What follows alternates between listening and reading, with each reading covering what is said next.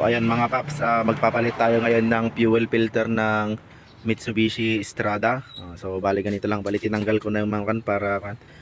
So yan, tatanggalin lang natin lahat ng mga to, pati itong kanyang sensor at pati dito, at matatanggal din yung kanyang lock, at pwede na natin na hugutin lang natin pataas. So yun, ito na nga yung ating fuel filter assembly.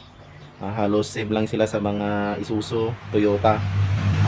So ayun mga paps, may arrow siya kung paano natin luwagan.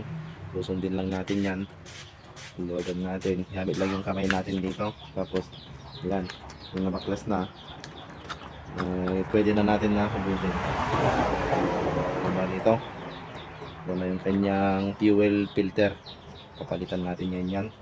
So bago natin papalitan ay lilinisan natin muna tong kanilang housing. Then gamit ang brush o paintbrush, pwede rin gamit ang crude oil. So tatanggalin lang natin yung mga naiwang rebaba sa loob. Yun, maraming rebaba kasi mga dumi.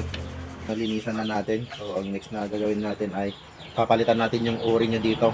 Susungitin lang natin siya gamit ang cut screw. So ayun, yun lang mga paps, kasi may kasama naman na bago. So yan, nalagay lang natin dito. Tapos pwede na natin na ilagay yung kanyang fuel filter element. So ganyan lang. Kung ikakabit na natin to mga paps, papantay lang natin tong arrow na to.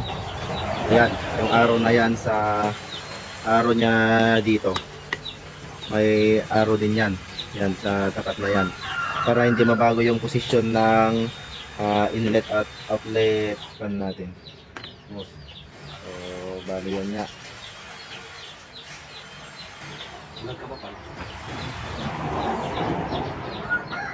So, ayan, na-fix na natin. I-din lang natin to hanggang sa may fix, at pwede na natin na ikabit yung kanyang lock. Parang lock na to.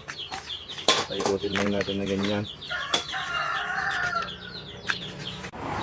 So ayan, kahit mangigpit lang ng kamay ito ay okay na.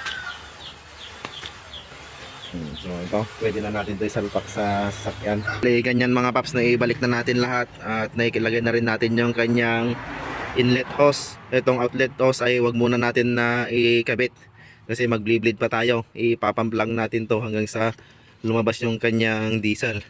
Pero dyan, lalagyan muna natin ng basahan dito para hindi mabasa o hindi kakaya sa customer natin, baka tagasan natin yung kanyang sasakyan. So ganun lang mga paps, bumba lang yan. Bali yun, meron ng composite seat. Susunod na gagawin natin ay ilalagay na natin tong kanyang outlet hose, at ibabalik na natin yung kanyang clamp. So ayan, bali natapos na natin na ikabit. Ang next na gagawin natin ay magpunas-punas na lang tayo, maglinis-linis tayo sa malikawak na makina, at baka makita ni customer ay bigyan tayo ng tip.